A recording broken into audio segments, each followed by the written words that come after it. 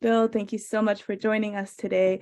So today we'll be featuring Bill Powers of the Protect Our Communities Foundation, an expert on the topic of transmission lines and how they're affecting California ratepayers.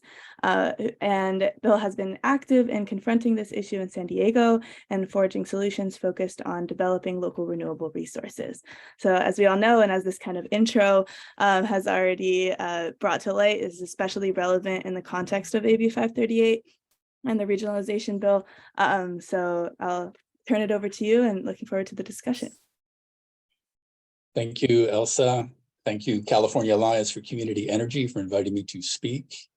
I have been asked to speak on the very high cost of transmission and rising cost of transmission. And what I say today is equally applicable to distribution costs. For simplicity, I'm concentrating on transmission, and Al has asked me to make it high level, don't get too much in the weeds, which is really tough for me to do. So I think I'm going to try and just read titles and look at pictures. And I know many of you on this webinar call are quite sophisticated actors. So I want you to understand what my marching orders are. But I think we need to spend a minute or so on the 101 of how this works and, how is it set up? And in this graphic, you can see on the upper left, a generation, could be a conventional power plant, could be a utility scale solar array or a large wind farm, power output to the high voltage transmission system, moving over to that black transmission substation, to the sub-transmission kind of intermediate voltage level, and then to the distribution substations in the urban and suburban areas, and then to homes and businesses. That's how I'm distinguishing between transmission and distribution. And a little California history.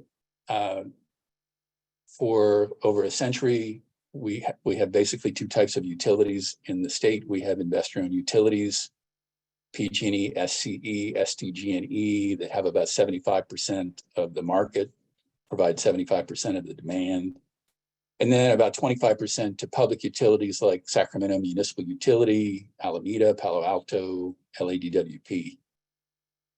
In 1996, we went to a deregulated market with the idea being with a lot of competition among generators, we'd get cheaper power, more efficient markets, and the California Independent System Operator was established to oversee those open highways of power flow to get us that cheaper electricity, which shortly led to an energy crisis traced to market manipulation, Enron style gaming of the market in 2000, 2001, which frankly is the birth of my activism, and how I went from just a mind your own business consultant to an activist was understanding something about that business and what a ripoff that was to my fellow Californians.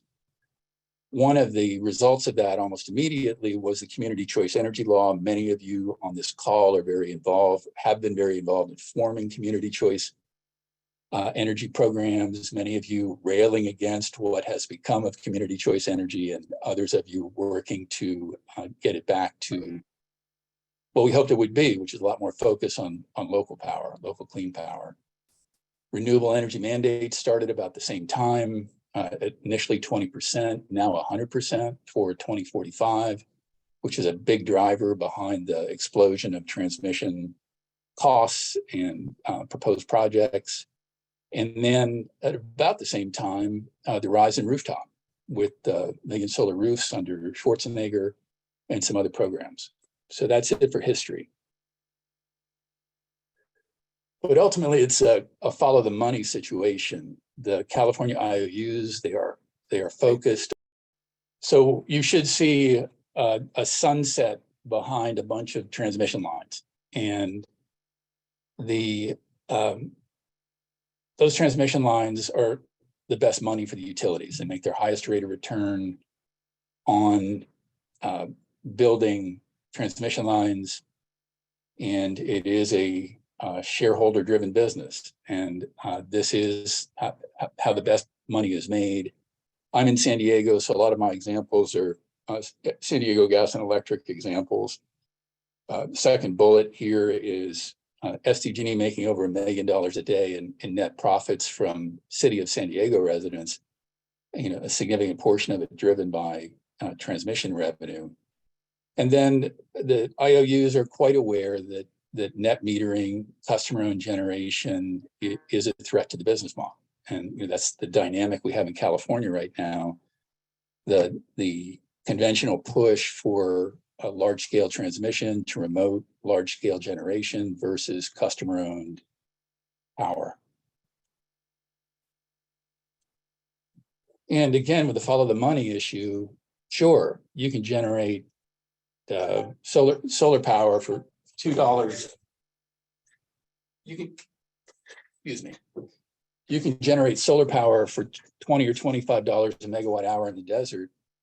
But if you need a $2 billion transmission line to move it to market, you've pretty much blown the economics of that cheap desert solar power. But it really, in my opinion, it doesn't matter that much to the investor-owned utilities. What matters is having a credible reason to build out transmission infrastructure. And this particular graphic is of importance is the blue graphic, which is the rise in the transmission rate base for California's investor-owned utilities over the last 20 years. And hats off to Chile Feroz, a colleague of mine who put this together, has done some really good investigative work in all of these costs. But what's interesting about this is at the bottom of this graphic is an orange curve, which is in fact a flat line, and that's annual demand for electricity in the state. It hasn't moved. The yellow line is the increase in renewable energy. It had moved some, but the growth in transmission, capital investment and rate base has been fantastic. That blue line taking off. And it's not just renewable energy that's driving this. Another parallel driver, just as big in terms of the money being spent, is fire hardening, wildfire mitigation. And again, this has just evolved, in personal opinion here, into a world-class boondoggle, where for 15 years in San Diego, and we actually were ground zero when all this began back in 2007, we had 3 major fires, all started by utility negligence. Some of those fires combined into a firestorm, tremendous damage. And we at the time were saying, this is an easy problem. There are only 30,000 meters out there in this high fire threat zone. 30,000 meters with solar and battery storage, even T105 golf cart batteries. It's a far cheaper solution than undergrounding and fire hardening. But that didn't happen. And now we get to the, just over the top proposal by PG&E, undergrounding 10,000 miles of power lines, high fire threat areas. They say that currently it's almost 4 million a mile, but miraculously in 2026 it will be 2.5 million a mile. Just mind-boggling expense in an area with relatively few customers. And just as another example, just going back, take a look at this. Look at that graphic on the right. That was from a Bay Area newspaper article last year that included Google shots of where this undergrounding was going to occur. And I just have to take this one because in this photo, you're looking at several miles of undergrounding. And you can look at it and see how many customers are being served by these several miles of undergrounding. 10, 12? So you're going to spend $10 million to serve 12 meters? I mean, that's how amazing this is. And we basically have the same situation going on in San Diego. That map on the right, the dark brown, is our high fire threat area. Maybe a third of the county of San Diego, which is basically SDG&E service territory. There are essentially no people there. There are 30,000 meters out there, but we've already spent $3 billion fire hardening in that area. And we could have spent a fraction of that, especially, 5 to 10,000 of those 30,000 meters are net metered customers. They already have solar. 1 to 2,000 already have batteries. They live in a high fire threat district and they're protecting themselves. It's just such a natural solution. But what SDG&E is offering customers that are particularly remote are 22 kilowatt Generac propane fired gensets. And it's just indefensible, but it is what it is. One of the ironies of this incredible expense in fire hardening is no promises by any of the IOUs that it will actually result in termination of these public power safety shutoffs, that we'll give it our best shot. We'll spend tens of billions of dollars on all this fire hardening, but no promises that it's actually going to resolve the issue or take care of the problem.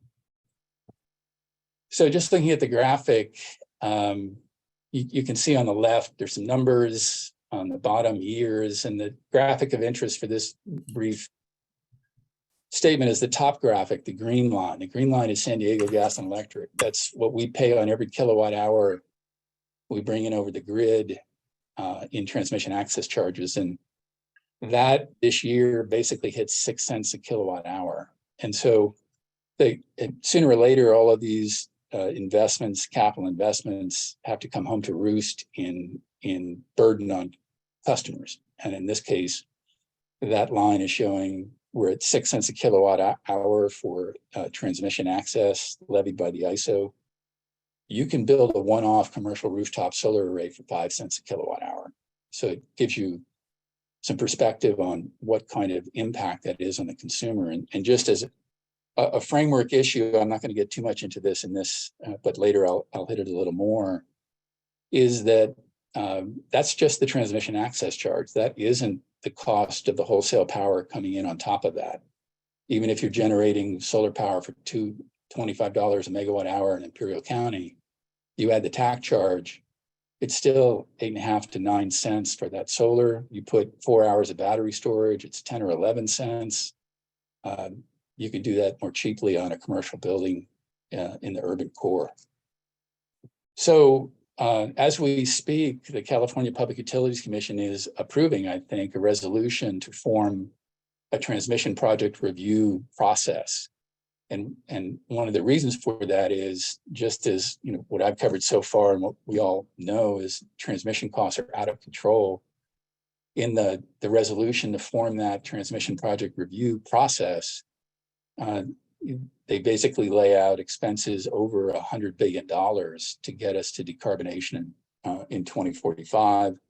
A separate study looking at how much a distributed generation future could save us in decarbonizing is about the same amount, somewhat over 115 to 120 billion dollars.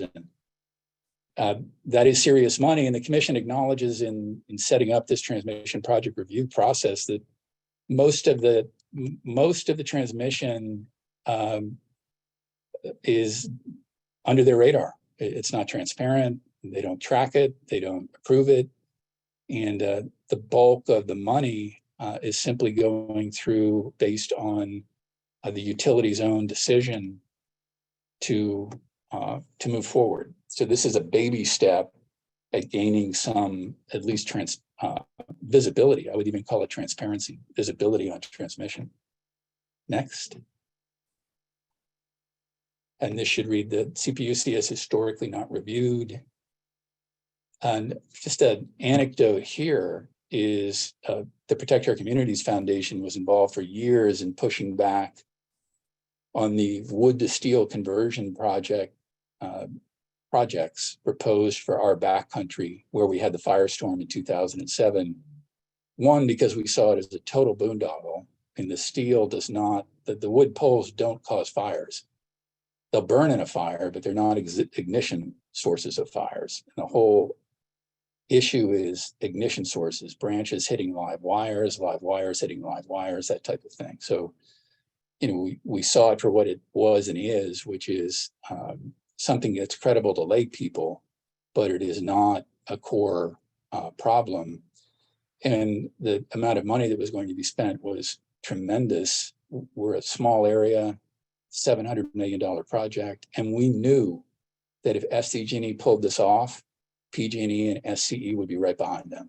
And that is exactly what happened.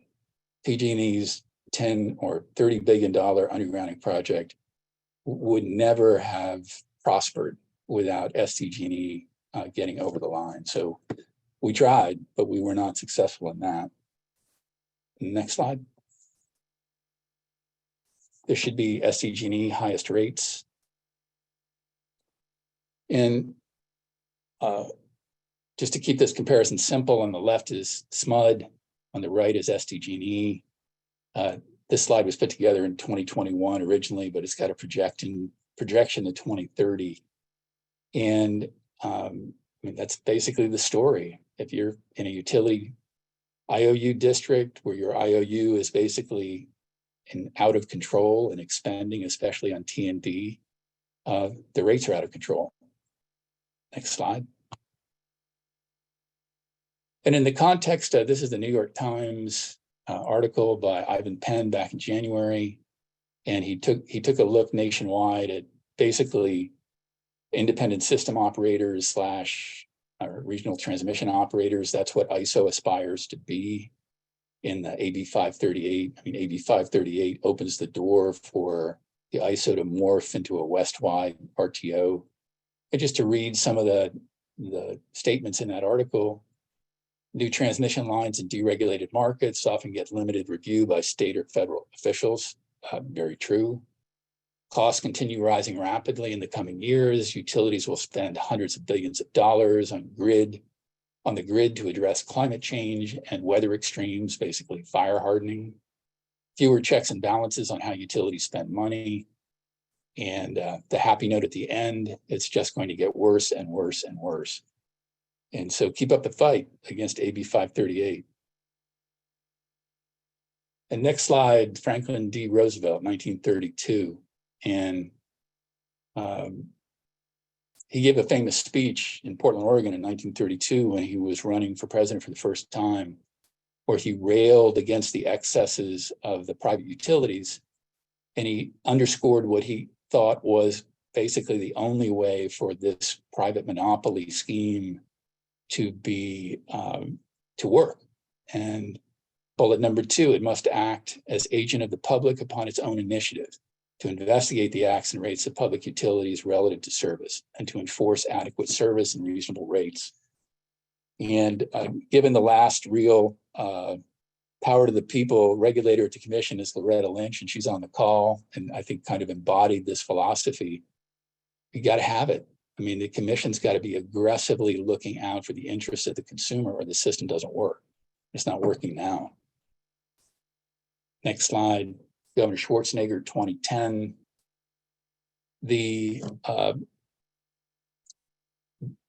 I mean, I can't say I was a big fan of Governor Schwarzenegger, but I didn't realize until after he was gone why our rooftop solar programs really came out during his tenure.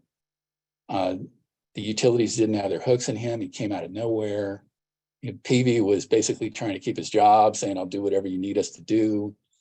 And Schwarzenegger wanted rooftop. And great quote here, it's in, you know, his vernacular. I always said that I want to fly over California with a helicopter one day and just see not rooftops, but see just solar on top of rooftops, just to blanket it on those warehouses. And I think he just told Peavy, make it happen. Next slide. And Peavy got in line, and so did the utilities, and the SCE CEO said, great. I mean, great place to put solars on warehouse rooftops. So aggregate them. Commission approved a 500 megawatt warehouse rooftop aggregated project in 2009. Was the biggest utility scale solar project at the time, and I think it may still be at 500 megawatts, the biggest.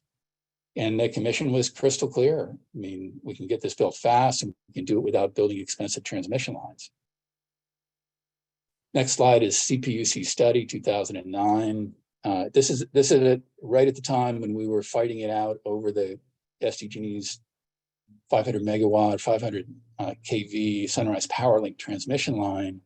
I was advocating that we could do it cheaper, better, faster with local solar and battery storage. This was 2008 in San Diego.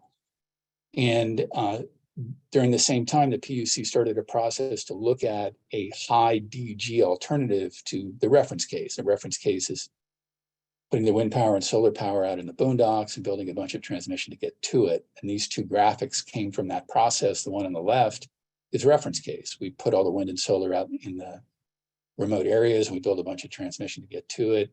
The right is we do most of it on, warehouse, big building rooftops, and we don't build the transmission. And just a point here on that right diagram, the only reason there are any blue lines in that diagram is at the time this process was happening in 2009, those three projects had already been approved. The Tehachapi Renewable Transmission Project at the top, Devers to Palo Verde 2, and then Sunrise Transmission Project down below.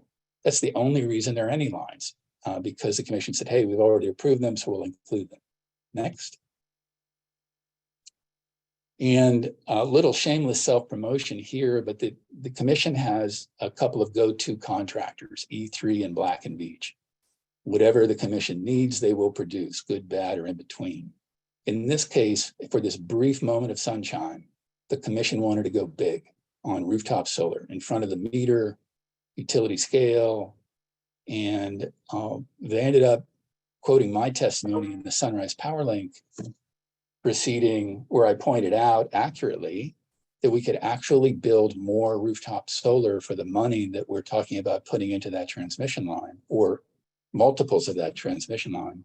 If we just put that money into rooftop solar in 2008, we could build much more in terms of megawatts capacity than that transmission line could hold, or those transmission lines. Next. And here just that SCE project did go forward in part. Here's a warehouse rooftop solar in the Riverside San Bernardino area.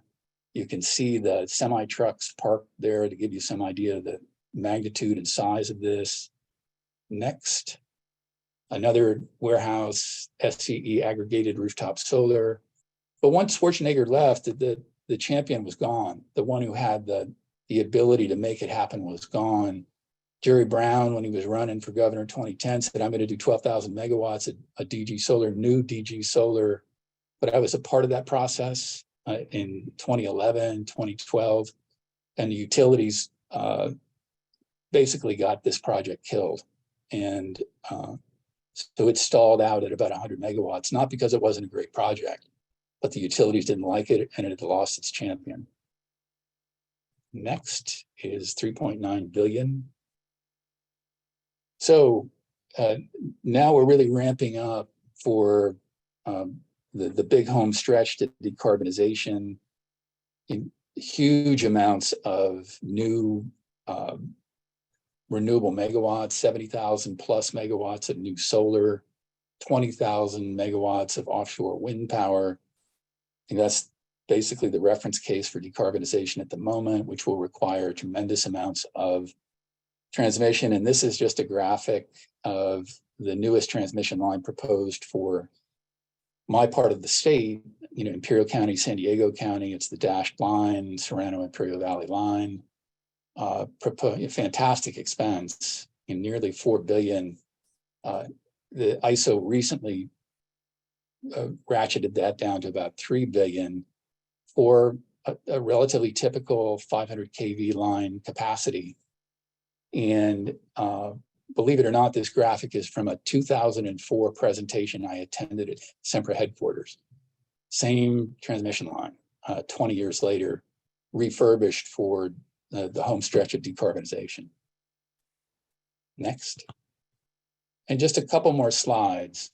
One very interesting, and as a backdrop here in San Diego, with that TAC charge, we've gone through fits and starts about nonprofit power, and we're aware of how somewhat retrograde most of the public utilities in California are when it comes to local renewable power. But with a TAC charge as high as it is and rising, we see that we may be able to make the case for a nonprofit utility here, where we put the power on our side of the meter, we don't pay the TAC charge, we drop our rates.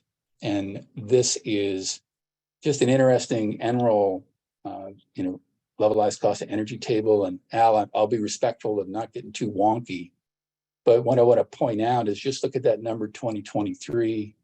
First number 25 is utility scale solar. Next is commercial rooftop, about double. And then next is residential rooftop, a little more than triple, 2023.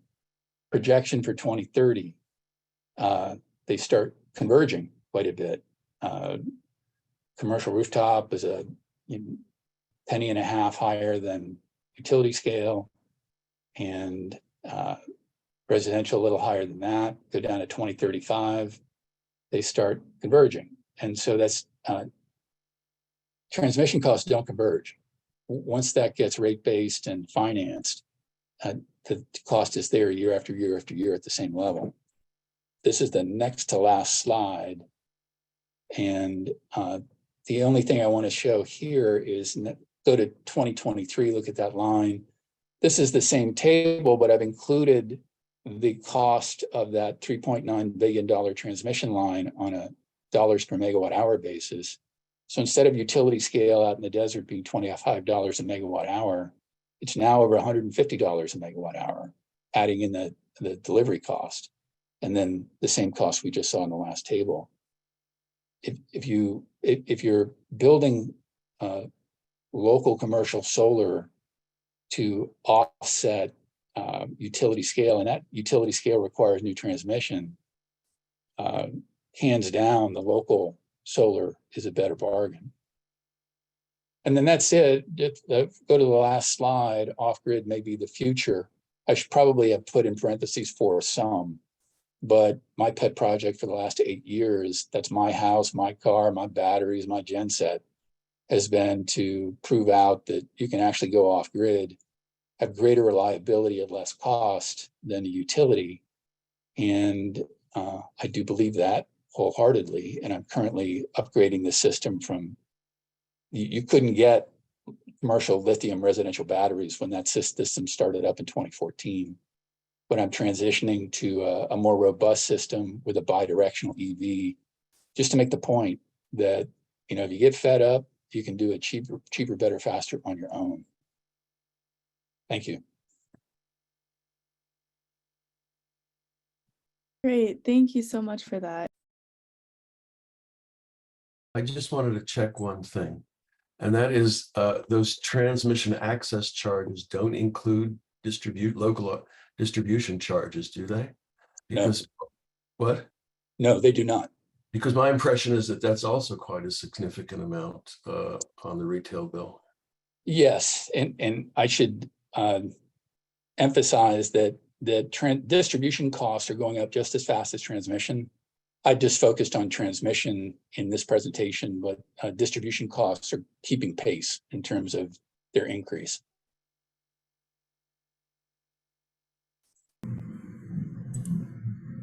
Alrighty, I think that does close us out, but yeah, very grateful for Al and for all of his work, and very principled discussions all the time and ways to move us forward.